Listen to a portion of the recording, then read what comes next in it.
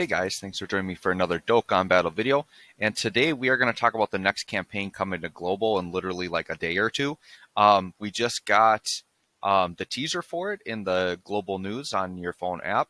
And so I'm going to talk about the campaign in JP so we have a little bit of an idea of what we're going to get on global. So we are getting Dokkan Fest Videl next. It is confirmed in the data.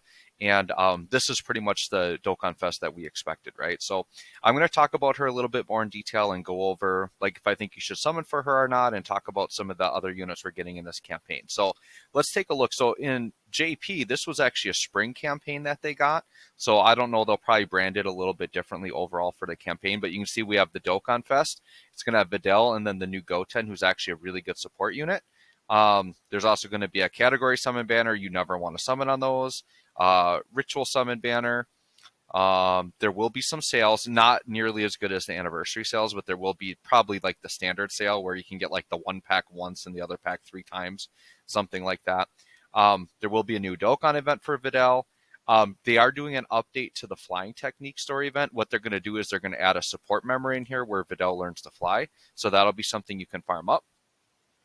There's going to be new stages added to the Majin Buu EZA. So there's going to be 2 free-to-play EZAs. It's going to be Yamu and Spopovich, and then there's like an Integrate Sandman. So I'll go over those units too in this video really quick. And then just a bunch of story events coming back. A lot of these are just like you can farm units and materials for units related to the Dokkan Fest or units that you might want to use on the team, things like that. The other thing that happened with this Videl event or this campaign, right?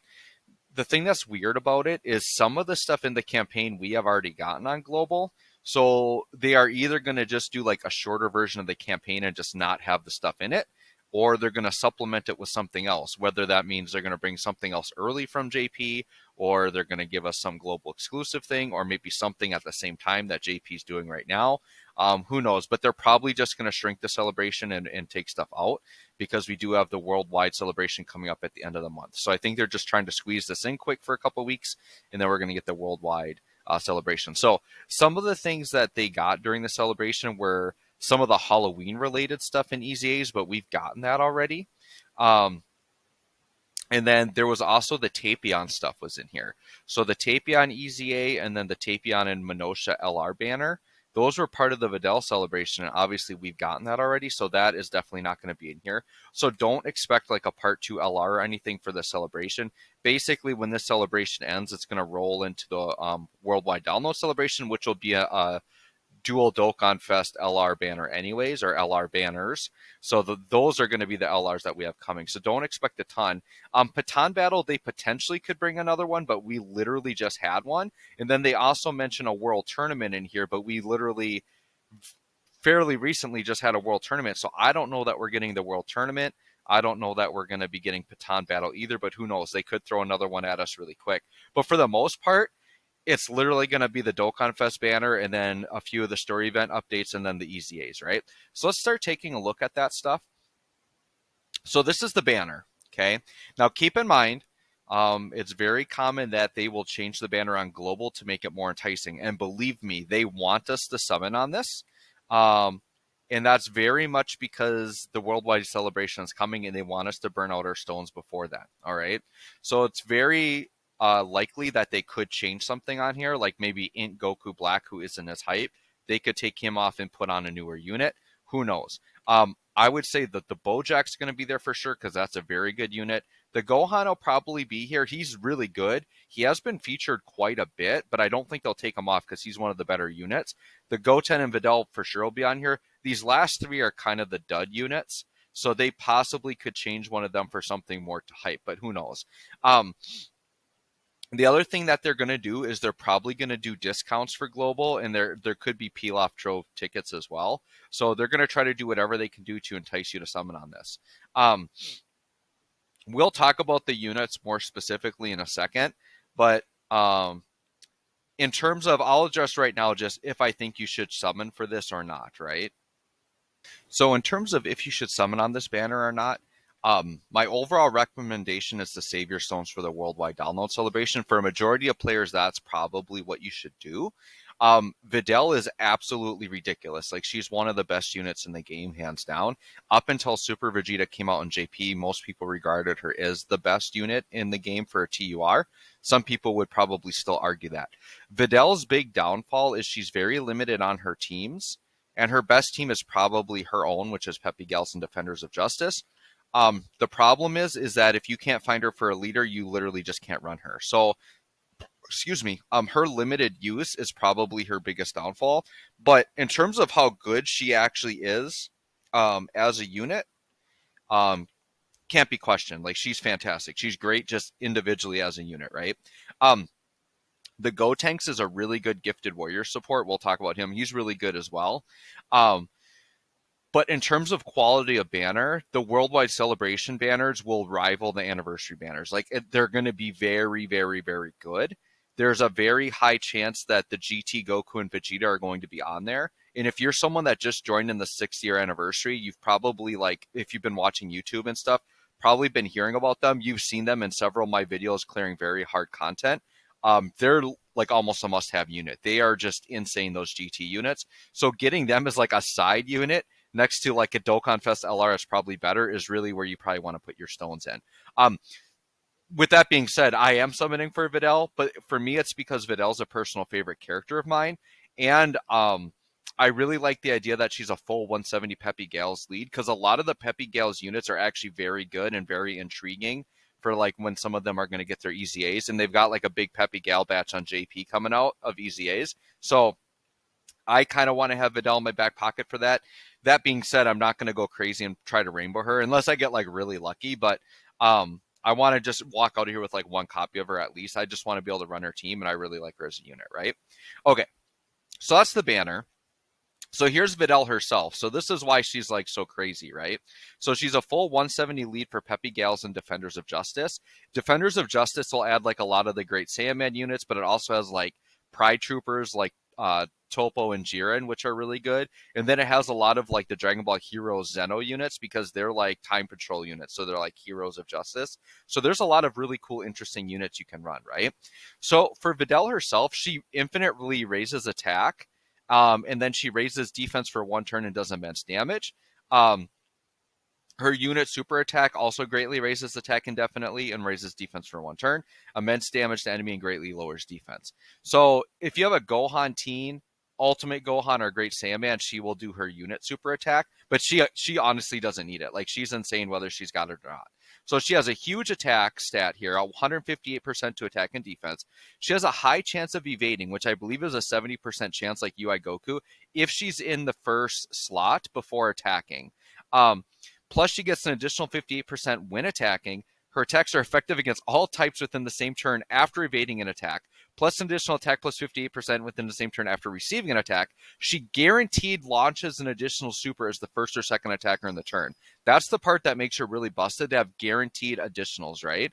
Which means if you invest some additional into her, she very likely will get 3 supers in 1 turn. Plus, she gets an additional attack plus 58% and high chance of evading enemies' attack as the 3rd attacker in the turn.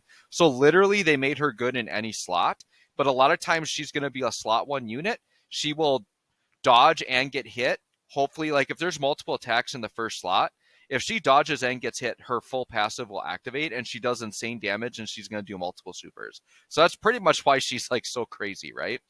She also has an active skill where she does a costume change like the Vegeta does that we just got in the 6th-year anniversary, and she turns into short hair Videl, and basically she just gets an attack plus 20% increase permanently, but then she loses 20% defense. So she gains more attack and sacrifices defense. Honestly, you don't ever have to do that costume change with her. Most people actually think she's better without it because the defense is more important, right? So that's the Videl, but the thing is when you look at her teams, it's just Buu Saga, Peppy Gals, Earthlings, and Defenders of Justice, right? So pretty much Buu Saga or her own team is really what you're going to run her in. So that's basically Videl in a nutshell, but she's pretty darn insane, right? All right, so next we have the Goten. So he's kind of the featured banner unit with Videl, and he's absolutely fantastic. The thing with this Goten is he's really accentuated by the same name update, which I do expect to get during this Videl celebration. We really should be getting it this month. My expectation is they're going to do like an announcement at the end of the 6-year anniversary, probably like tomorrow night. and they're going to make a statement about the same name update, and then it will either drop with Videl or like sometime during her event. But this guy's fantastic on the Gifted Warriors team. My plan is when the same name update comes out, I'm going to do team showcases that have a lot of units with the same name on them and show how well they run. And I'm going to do like a full Goten and Trunks team, which is really, really ridiculous. So he's very simple, right? Attack and defense 150. He gets 10% attack and defense with each attack performed up to 150. So basically, he'll be 200% attack and defense as a support unit. And then Gifted Warriors units get 3 key in attack and defense 40%. So just really good, solid, ridiculous support unit to go on that Gifted Warriors team. So he's fantastic. If you're not running Gifted Warriors, you probably don't need to pull this guy. You can still use him on like Boo Saga if you have Gifted Warriors on there, like Gotenks and Goten and Trunks, units like that. So he's still usable if you don't have the Kid Goten and Trunks dual card. But yeah, he's a cool unit. But just remember that if you don't summon on Videl, you could just pull this guy in any banner, right? Okay. Then what we've got is they're adding on to the EZA free-to-play area. So this is the Int Gohan we're getting, and we're going to get this AGL Spopovich. So I'm just going to go over their data really, really quick. This Gohan, I think, is actually really, really good on Videl's team. Basically, he starts off as Gohan, but he's like the Int Ribrian, where he just instant transforms right away. So this is basically what you see when you actually play with him. So he's basically a great Saiyaman. And he raises attack and defense for 1 turn, supreme damage, and lowers attack and defense, which is really good for Super Battle Road, lowering attack. He's attack and defense 158%. He has a crit chance and evasion chance plus 18%. He gets key 5 and additional attack and defense 58% when attacking extreme class enemies. He reduces damage by 28% if there's a Peppy Gales or youth category ally on the same turn, and he reduces damage by 30% if you are fighting against a Peppy Gales or youth category enemy. Basically, as long as you're fighting extreme enemies, he's good enough to run. And then if he's on rotation with Pepe Gales or Youth or is fighting against them, he just gets like lots of extra damage reduction and gets very, very tanky, right? So in terms of a free-to-play unit, he's actually really, really solid. Whether you're going to use them or not, I recommend you guys grind out every free-to-play unit because typically they're used for LR EZAs at some point. Yamu and Spopovich got a nice upgrade as well. Now they're attack and defense plus 90%.